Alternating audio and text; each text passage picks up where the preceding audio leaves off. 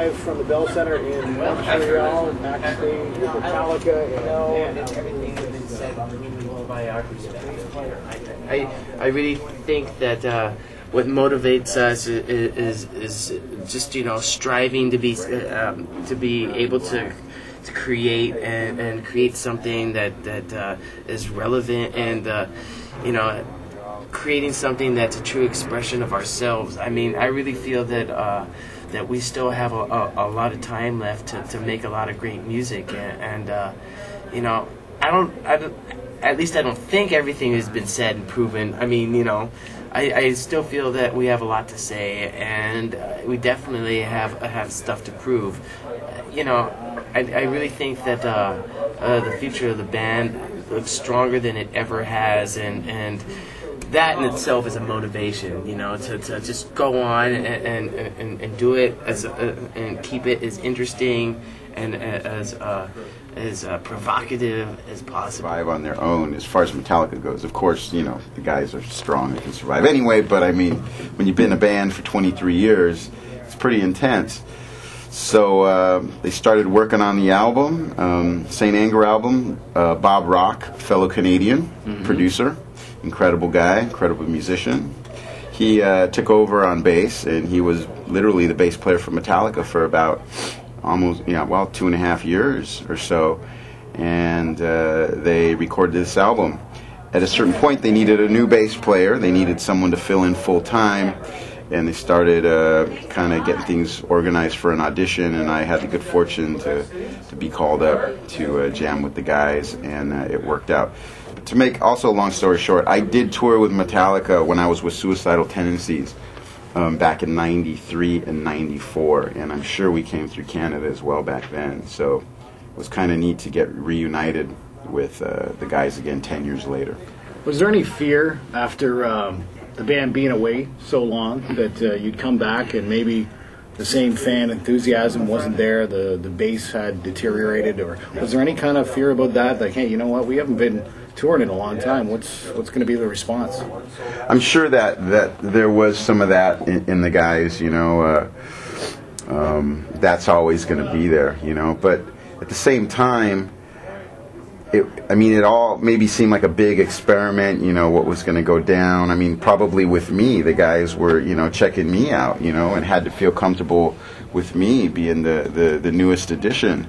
The good thing is that we connected right off the bat, for me too. I mean, I live in Los Angeles. Coming up to San Francisco on my way up, it was kind of I was kind of nervous.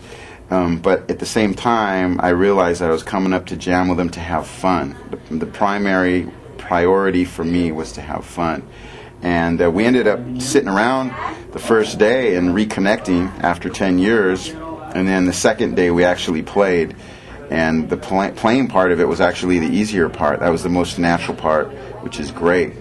And, Lars actually, it was funny because the first audition, Lars and I went out for a couple of beers, which ended up, turning into cocktails till 5 in the morning. And I actually had to play the second day of my audition, the performance day, with one of the worst hangovers I can remember. And maybe that was Lars's way of testing me out to see if I could handle, the wild nights with him. But it's been great. I mean, the fire's there. We can honestly look to the future and say that there's just a lot of positive things to look forward to creatively and performance-wise. So it could have gone the other way, though. I mean, if it didn't work out, there may not be a Metallica right now. We're talking to Metallica bass player Robert Trujillo, and maybe you can talk about the Aerosmith, AC/DC. I used to take Ted Nugent and UFO stuff and slow it way down, especially the solos and stuff. Slow it down to the old turntable style. Slow it down and learn the stuff.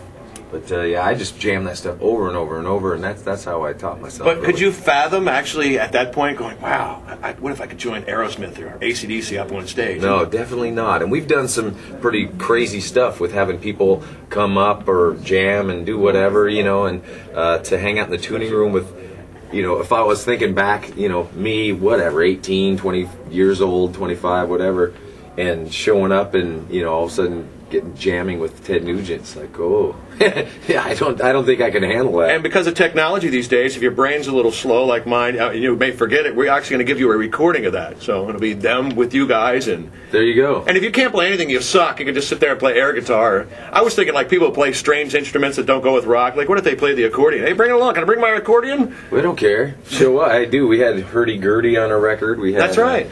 Well, you know, just show up with whatever you want or got, or you can sing. You know, we'll have the lyrics there for you and everything. And yeah, we got the Pro Tools guy right there.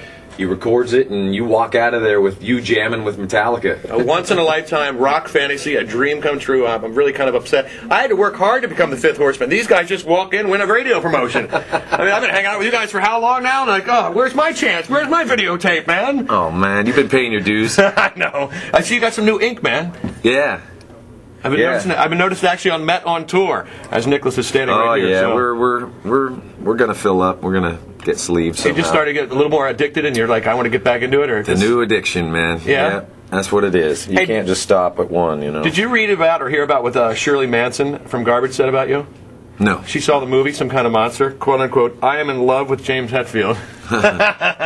She needs to go to therapy for that. Well, I was thinking she was very commendable and complimenting you guys over the therapy and the fact that you guys put yourselves out there, and you've always been breaking barriers and whatnot, and been ahead of your time with some things, and you influence a lot of bands that way, not just musically, but now you're positively influencing people in other directions. Where you see other bands now will probably call you for your therapist number. Oh, God help them all. As long as people got to choose their own path, and I think if that is appealing to some bands, don't do it because it's something that we did, right. Or don't do it because it might be some trendy thing. Do it because you need it. Well, definitely do it because it feels right to do it, or just check it out. It's not for everyone. Some people already have the ability to communicate. We did not, so we had to learn that skill. We have a tribute band together. Oh, so you guys are Alcoholica? Yeah. Another one. No, I saw the flyer. Someone showed me the flyer yesterday. Yeah. Excellent. Playing tonight here. And I invite you. I'm the head member of the chapter. No, okay. I invite you tonight. Please come. We're leaving right after the show. Yeah. Get back after your show too. So. Oh, they're excellent. The first night or the second night? First one. Yeah. In Bro, I'll show up and we'll do a half-hour version of Escape or something. Oh yeah. It's like solos. It's on video now. Or maybe not. Wait, which? So you four. Yeah. Okay. So what do you play? Your vocals. Okay. Yeah. Drummer. Basement. Basser. Good guitar. Is yourself. Excellent. Right on, man. That's cool. And you.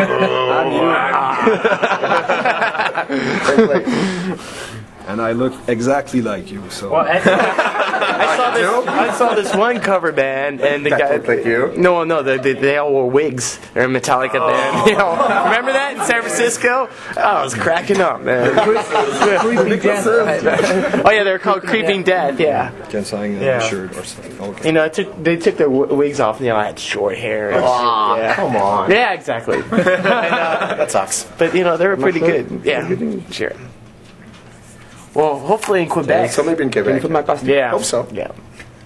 Because I need a picture with you. I never get to see Metallica. The next best thing is Metallica tribute band. They are. I see you guys for the same reason everyone else. They are. For a musical question. Yeah. Because just one, just a short one. Dyer's Eve. We play Dyer's Eve, right? And the first riff in the book, it's not good. The books are not. We don't use the book. I can't read it anyway. Just want to ask you if Oh, it's not hammering. It's not hammering. That's why I thought. Okay, so you were right. Thank you. So if I take a picture with Even that'd be too tough. Thanks for answering, man. Yeah, what's it up? Exactly. Yeah. All right, man. Thanks. Which is not a Philly cheesesteak place? Jim's, Pat's, Gino's, or Bob's Big Boy? Oh man, that's Bob's Big Boy.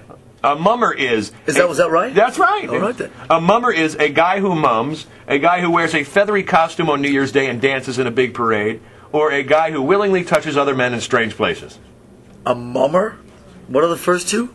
a guy who mums, a guy who wears a feathery costume on New Year's Day and dances in a big parade? Well, I mean, by default, a mummer has to be a guy who mums. You would think so.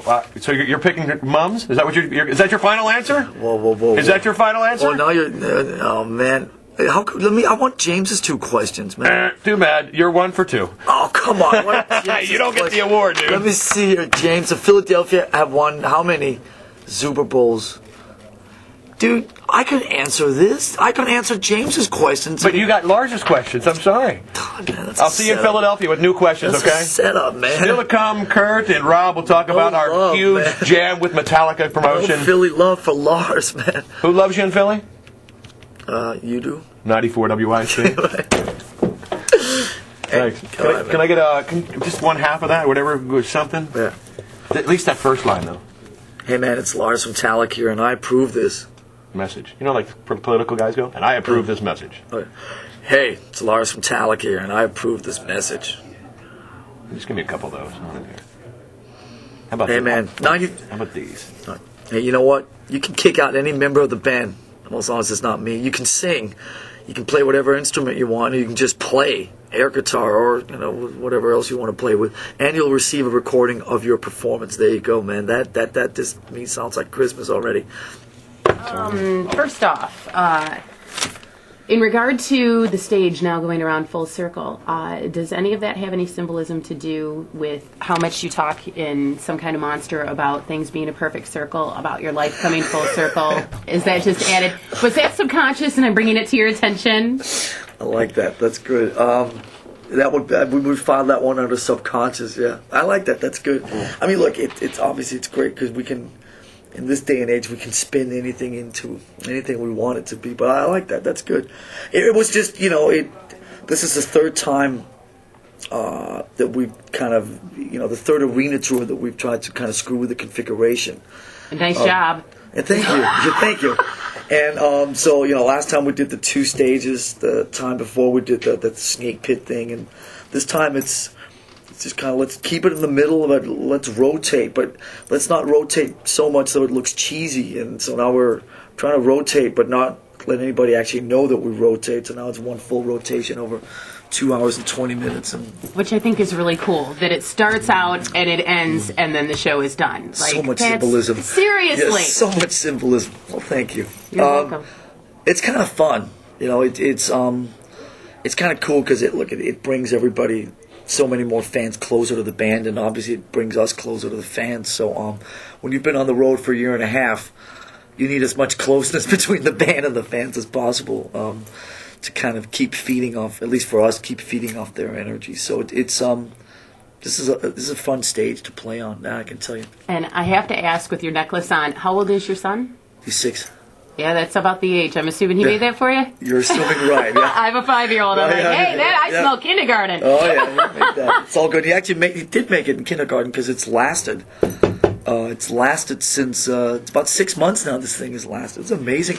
You go buy like $1,000 piece of jewelry and it lasts 3 weeks. This has lasted 6 months. This is Wendy, Lars, Wendy. Ottawa. You're in Ottawa. You're in Ottawa. We love Ottawa. Hey, what's going on? Rebecca. How's everybody? Everybody's good. How are you? You guys bought so much stuff. Oh yeah, there's a lot of gear. Who knows how to run all that? Thank God for Chris, our engineer. He's teching everybody. Where would you like me? Right here is good. Do you mind if I close the door? No, sure. Bye-bye. Bye-bye. Go in.